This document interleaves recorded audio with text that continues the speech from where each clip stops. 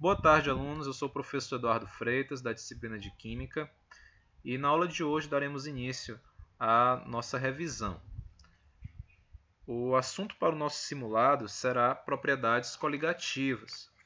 Eu peço que vocês estudem novamente nossas videoaulas que foram postadas no Google Classroom, aula 4, aula 5 e aula 6. Na aula 6, eu irei cobrar apenas a parte de osmoscopia, que é aquela fórmula que nós vimos em uma atividade, ok? E como estratégia de revisão, nós iremos fazer a resolução de questões das atividades que foram enviadas. Hoje nós iremos resolver questões da atividade 7, que também foi postada na sala virtual. Então, estejam aí com essa atividade acessível para que e acompanhem a resolução. Questão 1. A respeito do conceito de pressão de vapor, analisa as seguintes situações. Item 1. Em uma cidade como Poços de Caldas, localizada a 1.196 metros acima do nível do mar, a temperatura de ebulição da água em panela aberta é inferior a 100 graus Celsius, como consequência da pressão atmosférica em Poços de Caldas ser menor que ao nível do mar. Então, esse item é verdadeiro ou falso? Então, vamos identificar aqui os dados. Esse valor, 1.196 metros, corresponde à altitude. Então, a altitude é a medida da distância vertical entre um ponto e o nível do mar, por exemplo. Então, essa distância aí, tendo como referência o nível do mar, corresponde à altitude, que pode ser acima do nível do mar e abaixo do nível do mar. Nós vimos que quanto maior for a altitude, menor será a pressão de vapor. Por que isso acontece? Porque quanto maior a altitude, o ar vai ficando cada vez mais rarefeito, né? A quantidade de gases na atmosfera vai diminuindo à medida que você aumenta em altitude. Então, você vai ter o quê? Menores vapores, menor pressão, e isso vai gerar o quê? Uma menor pressão atmosférica, consequentemente, ocasionará uma menor temperatura de ebulição. Lembrando que a temperatura de ebulição ela está diretamente relacionada com a pressão, ok? Então, maior altitude, como nessa cidade, Poços de Caldas, eu vou ter uma menor temperatura de ebulição, porque eu tenho uma menor pressão. Então, o item 1 é verdadeiro, ok? Item 2. Na panela de pressão fechada, a água entra em ebulição acima de 100 graus Celsius, graças à retenção de vapor de parte do vapor produzido, que gera aumento da pressão interna. Então, essa alternativa, né, ela também é verdadeira. Por quê? A pressão da panela de pressão, ela é o quê? É uma pressão elevada. Note que a panela de pressão ela está fechada. Então, o vapor de água que está sendo formado, ele não está sendo liberado. Então, você tem constantemente vapor sendo produzido, tá? Em um mesmo sistema interno. Então, isso vai gerar o quê? O aumento da força sobre a área, o aumento da pressão de vapor interno. Aumentando a pressão, você vai causar um aumento também na temperatura de ebulição. Então, é por isso que os alimentos eles cozinham mais rápido na panela de pressão, porque lá você tem uma pressão maior, uma pressão interna maior do que a pressão externa, o que ocasiona o aumento da temperatura de ebulição da água. Item 3. A variação da altitude não gera modificações na pressão atmosférica, temperatura de ebulição e pressão de vapor da substância? Esse item é falso, né? Como nós vimos, a altitude, o aumento da altitude, ela é inversamente proporcional à pressão e temperatura de ebulição. Se a altitude aumenta, a pressão e a temperatura de ebulição diminuem. Se a altitude diminui, a pressão e a temperatura de ebulição irão aumentar. Ok? Então, a alternativa correta, letra B. Item 2. Os pontos normais de ebulição do etanol, amônia e do éter etílico são, respectivamente, 78 graus Celsius, menos 33, 35 graus Celsius. Observe as curvas no gráfico de variação da pressão de vapor líquido em função da temperatura. As curvas 1, 2 e 3 correspondem respectivamente aos compostos. Então você vai dizer, cada uma dessas curvas aqui, que são curvas de vaporização, né? Essas curvas aqui, cada uma dessas curvas representa uma substância. Nós temos aqui o gráfico da pressão de vapor em função da temperatura. Lembre lá do diagrama de fase, né? Essa curva aqui representa a curva de vaporização. Em qualquer ponto dessas curvas, nós temos o quê? O equilíbrio entre os estados líquido e gasoso de determinada substância. Então, o que a gente tem que identificar primeiramente? Qual a substância que tem a menor temperatura de ebulição? Por quê? A substância que tiver a menor temperatura de ebulição, ela vai ser a substância mais volátil. Significa dizer que em determinada temperatura, ela vai formar mais vapor do que a outra substância. Formando mais vapor, ela vai o quê? Ela vai ter uma maior pressão de vapor. Então, ela vai se destacar em relação às outras substâncias por apresentar uma maior pressão de vapor. Então, qual que seria? Né? Então, para isso, é bom a gente lembrar daquela escala numérica lá do ensino fundamental, tá? Dos números inteiros. Né? À esquerda, você tem os números inteiros negativos, à direita, você tem os números inteiros positivos. Vamos colocar essas temperaturas nessa escala numérica. Né? Então, nós temos aqui 35, tá? Cuidado, né, com essa palavra respectivamente. É na ordem em que os dados foram dados. Né? Então, etanol não é o primeiro, então esse 78 se refere, esse primeiro dado se refere ao etanol. Amônia não foi a segunda substância, então o segundo dado se refere à amônia, menos 33. E o éter etílico não foi o terceiro, então o terceiro dado se refere ao éter etílico. Tá? Então, 35 graus Celsius é o éter etílico, 78 etanol, menos 33 é amônia. Eu pergunto, dessas três temperaturas de ebulição, qual que é a menor? Tá? A menor é menos 33. Tá? Lembrando, tá? É um número negativo. Tá? Ele é menor do que números positivos. Então a amônia é a substância que tem o quê? A menor temperatura de ebulição. Se ela tem a menor temperatura de ebulição, ela é a substância mais volátil. Significa dizer que nas condições ambientes, ou seja, na temperatura de 25 graus Celsius, a amônia ela vai se encontrar no estado gasoso. Por quê? Porque ela precisa estar apenas na temperatura menos 33 para passar do estado líquido para o gasoso. Então, nas condições ambientes, ela vai se encontrar o quê? No estado gasoso, porque a sua temperatura de ebulição, a temperatura necessária para que ela passe do estado líquido para o gasoso, é uma temperatura negativa, é uma temperatura muito baixa. Então, das três, a amônia é a substância que vai formar mais vapor em determinada temperatura, porque ela é a substância com a menor temperatura de ebulição, logo ela é a mais volátil, é a que vai passar mais facilmente para o estado de vapor. Logo, ela vai ter o quê? Uma maior pressão, é a que vai formar mais vapor, logo é a que vai ter a maior pressão de vapor. Certo? Então, o item 1, aqui na curva, corresponde à substância amônia. Essa curva aqui é a amônia, porque é a substância que tem a maior pressão de vapor, por ser a mais volátil e ter a menor temperatura de ebulição. A segunda substância, 35, né, vai ser quem? Vai ser o éter etílico. Okay? Ele vai ser a segunda curva, né, porque ele vai ter o quê? A segunda menor temperatura de ebulição. Tá? E por último, nós vamos ter o etanol, com a temperatura de ebulição de 78 graus Celsius. Por que ele vai ser a curva 3, a última curva? Porque ele tem a maior temperatura de ebulição. Tá?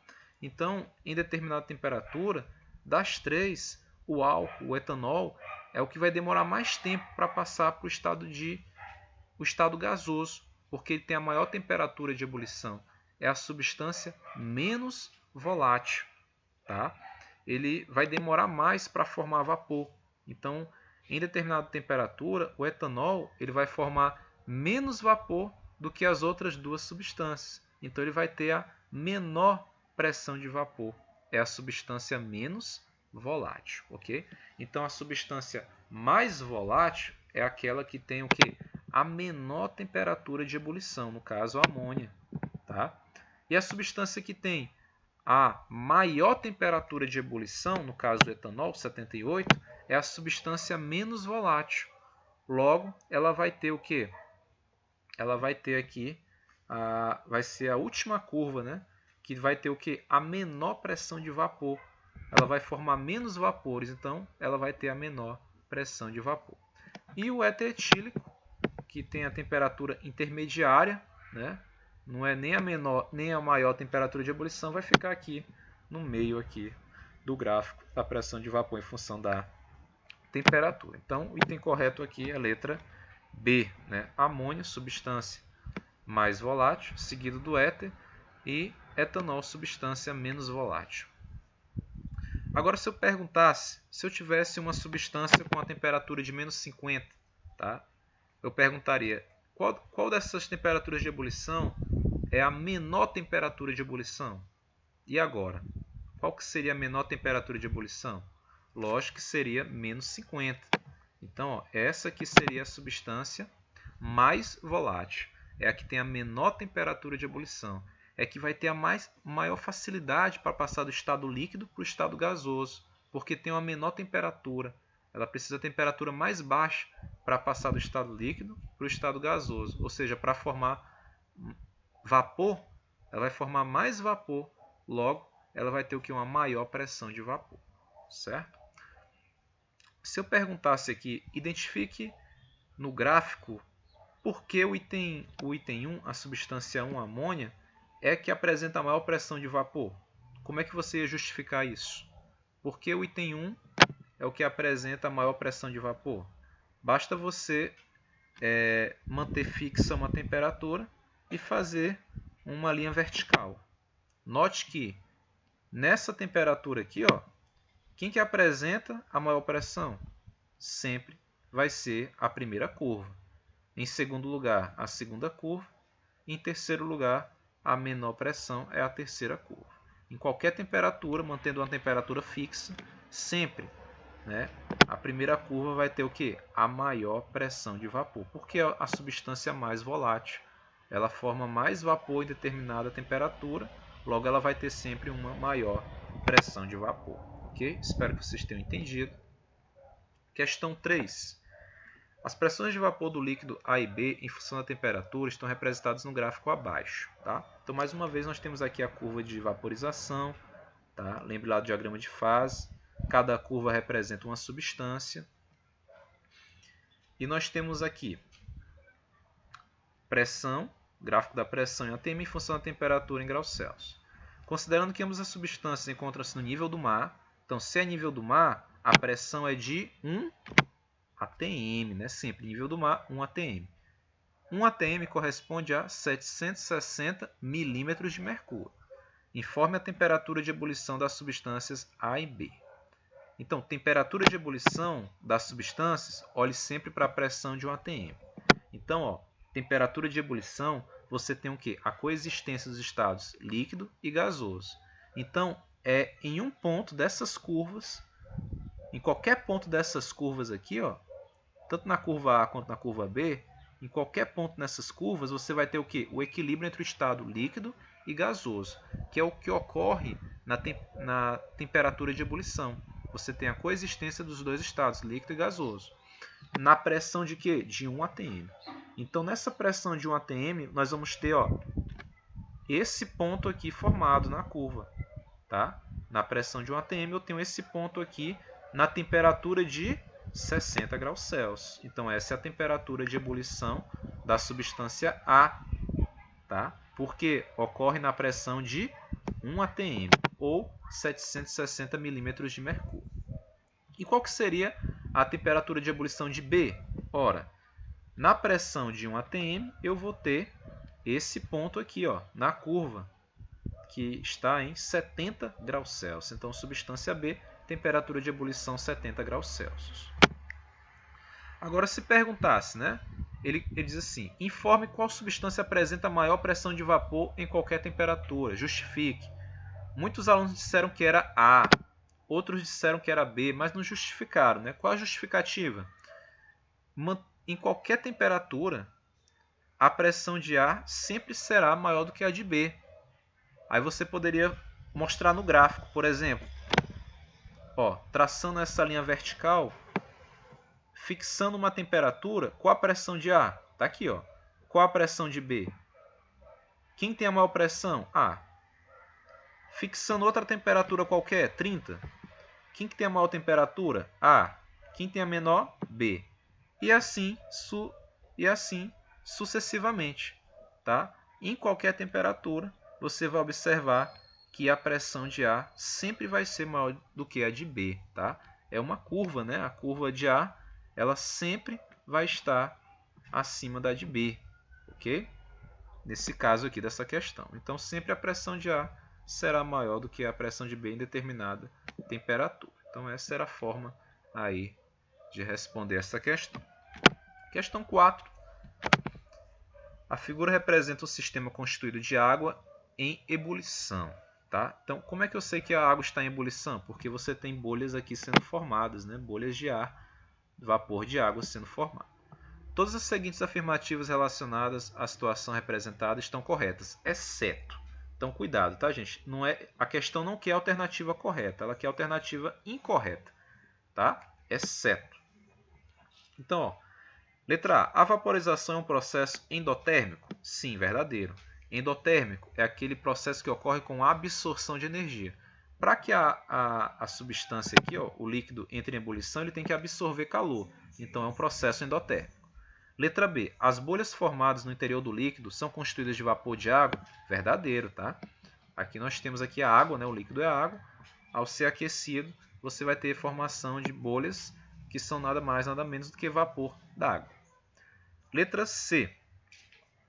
Né? O sistema apresenta água líquida em equilíbrio com o vapor d'água.